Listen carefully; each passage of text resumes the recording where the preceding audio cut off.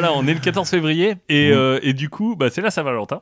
Et un peu partout dans le monde, c'est la fête de l'amour. Ouais. Et d'ailleurs, pas que dans des endroits chrétiens. Ouais. Puisque par exemple, au Japon, on fête la Saint-Valentin, alors de façon un peu différente. Parce qu'au Japon, le 14 février, les filles offrent des chocolats aux garçons.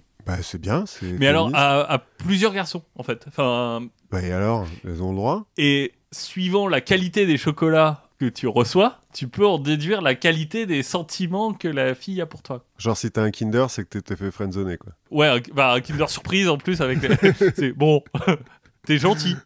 J'aime bien qu'on soit amis. Et un mois plus tard, il y a ce qu'on appelle le jour blanc, où c'est l'inverse, et c'est les hommes qui font des cadeaux aux femmes. Mais alors, le jour blanc, parce qu'ils offrent... Je ne sais pas. Je sais pas ce qu'ils... du lait. Du lait, sûrement. La fête de l'amour, ça a été en fait fixé par décret, par Gélas Ier. Gélas Ier. Gélas Ier, un des grands papes de l'histoire. Ah oui. Puisque les papes, c'est toujours cool, on a toujours des noms débiles. Donc, débiles. Innocent 8. Mes excuses à tous les Gélas. Mais en l'occurrence, donc Gélas Ier, en 495, fait du 14 février la fête de l'amour et la Saint-Valentin. Donc, Saint-Valentin qui peut se référer à 2 ou 3 Valentins. On sait pas trop. Déjà, en 495, t'as dit ? Oui. Déjà à l'époque, ils sont pas sûrs.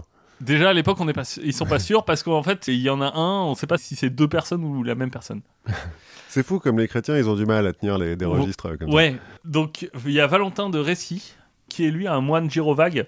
Voilà, c'est en société, vous pouvez parler des moines gyrovagues. Moine gyrovague, en fait, c'est un moine itinérant. Comme les maîtres dont je parlais tout à l'heure. Exactement, donc lui, c'est un moine gyrovague au 5e siècle, qui est la tête de proue du courant valentinien. Et le courant valentinien, qui est plutôt sympa, c'est le courant, en gros, qui dit qu'il faut, pour les chrétiens, défendre les païens. Mm-hmm. Et que quand on est chrétien et qu'on arrive à un endroit, on défonce pas les cultes des autres gens. On massacre pas tout le monde pour mettre Jésus à la place. Exactement. On garde leur sanctuaire. Lui, il va faire des prières autour de leur sanctuaire. Bref, le courant valentinien, c'est plutôt sympa. Okay. C'est plutôt pas le courant qui a gagné. Oui, parce qu'il n'y en a plus beaucoup des Valentiniens à l'époque.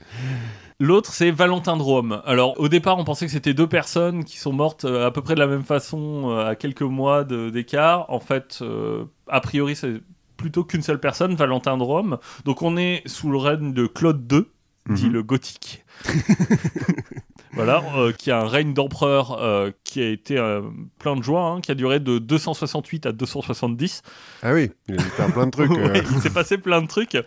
Et Claude II, il a ses petites manies, notamment il n'est pas très très fan des chrétiens, en règle générale. Bon, il les persécute pas complètement, mais il n'est pas hyper fan. Autre point, il n'est pas hyper fan du mariage. Ah bon ? Non, parce qu'il trouve que ça détourne les jeunes gens de la guerre. Oui, c'est pas faux. Que quand t'es marié à une femme, t'as moins envie d'aller te battre. T'as moins envie de t'engager dans la Légion. Alors que, bon... Et il se trouve que Valentin, donc c'est un prêtre qui marie les chrétiens. Donc il cumule. Le mec, il cumule. Donc il va se faire arrêter par les ordres de Claude II. Mm-hmm. Et il se fait arrêter, il est mis en geôle, et il va en profiter pour rencontrer Julia, la fille du geôlier. Mm-hmm. Et la petite Julia, il la trouve un peu à son goût. Sinon, le geôlier, il est un peu con quand même de ramener sa gamine. C'est amener votre fille à l'école. Non, mais disons que ça doit être chez... Enfin, lui, il doit habiter là, quoi, donc avec sa famille, et plutôt que de payer d'autres gens pour s'occuper des prisonniers. C'est une petite entreprise familiale. Voilà, donc lui, il la trouve fort à son goût. Elle, on sait pas trop parce qu'elle est aveugle. Mais Valentin va commencer à lui lire des livres et pour lui décrire le monde, en fait. Il va lui faire découvrir un peu le monde qu'elle ne voit pas, en échange de nourriture. Oui, Et un soir, éclat de lumière, miracle, Julia recouvre la vue. Truc de ouf. Donc Valentin est considéré comme la source de ce miracle. On commence à en parler. Claude l'apprend.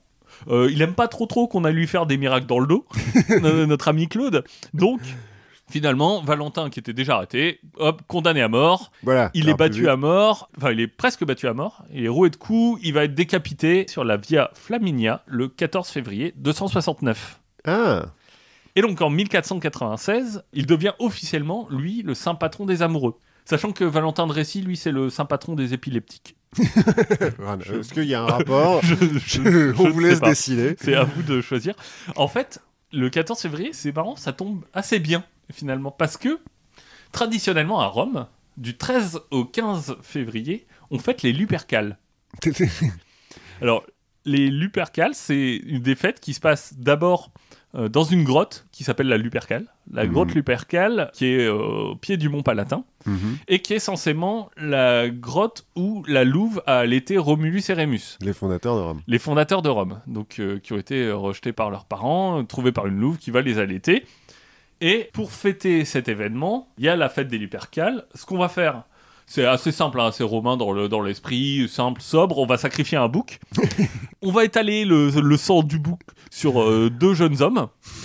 On va prendre un bout du bouc, on va le tailler la peau pour en faire des lanières.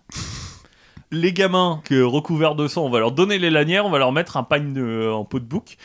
Bon, ils vont se bourrer un peu la gueule et on va les envoyer dans Rome. Ils vont courir partout, à moitié nus dans Rome, à fouetter les gens avec les lanières. Et les femmes vont s'exposer au coup de lanière, puisque c'est censé augmenter les chances de fertilité. C'est un peu SM comme truc. Voilà, c'est... Bah écoute, et puis après, il y a une... Pourquoi on fait plus ça? Peut-être que ça se fait encore, mais on verra qu'il y a quelques problèmes. Et le soir, on a des jeunes hommes qui vont tirer au sort des noms de femmes avec qui ils seront censés être partenaires pour l'année. Donc les Lupercales, Gélas Ier... notre ami Pape là, et il est pas très fan de lui, c'est plutôt la fête qu'il aime pas. Donc qu'est-ce qu'il fait? Il aime bien les chrétiens, par contre se recouvrir de sang et courir à moitié dans la rue, bon. Exactement. Donc Gélas Ier, il va interdire le sacrifice, il va interdire en gros, il va dire bon, vous êtes gentil, maintenant vous vous rhabillez. Hein, ces histoires de la dire de peau, machin. Bon, on va s'habiller décemment. Les gens continuent en fait à quand même fêter un peu la fertilité, le couple, et continuent à se bourrer la gueule. Hein. Oui, mais ça va. Dans la chrétienté, ça va. Et donc, en fait, comme dans beaucoup de choses de la chrétienté, la Saint-Valentin, c'est un peu du syncrétisme entre cette fête lupercale et la célébration de Valentin. Il faut savoir qu'aux États-Unis, c'est un business qui fait 19 milliards de dollars. La Saint-Valentin ? La Saint-Valentin. 3 milliards en Angleterre. En France, on va vendre à peu près 60 millions de roses aujourd'hui. Et le budget moyen d'un Français pour la Saint-Valentin, 71 € pour un homme, 31 € pour une femme. Un écart qui s'explique en fait parce que le prix moyen d'une table pour la Saint-Valentin, c'est à peu près 40 €. Et donc pourquoi est-ce que l'homme il paye 70 et l'autre 30 ? Parce que je pense que les deux se font un cadeau et l'homme paye le resto. Ah ouais, donc les deux se font 30 € de cadeau et l'homme paye le resto à 40 balles. Ouais, je suis pas sûr de mon explication, mais en tout cas en regardant les chiffres, ça donne à peu près ça. Sachant que, est-ce que c'est vraiment le meilleur jour pour se rapprocher de sa compagne ? Les statistiques ont tendance à dire que non, puisque le 14 février, c'est le 236e jour, statistiquement, pour concevoir un enfant. Donc attends, si tu conçois le 14 février, l'enfant doit naître le 14 novembre ? Oui, donc on regarde plutôt au niveau de novembre, et le jour qui correspond, alors c'est pas tout à fait le 14 novembre, c'est... plutôt 50 semaines, donc 50... Enfin non, pas 50 semaines, mais... 52 semaines, non ? Non, 52 semaines, ça, non. Enfin bref, on regarde la durée moyenne, et on revient en arrière, et en gros, le 14 février, c'est le 236e jour pour procréer. Mais moi, étant né le 21 novembre, il y a peut-être moyen que j'ai été conçu sur, si ce n'est à la Saint-Valentin, les conséquences, quoi. Un malentendu qui suit la Saint-Valentin. C'est possible. Mais bon, pourquoi pas ? Donc voilà, la Saint-Valentin. 3 milliards encore.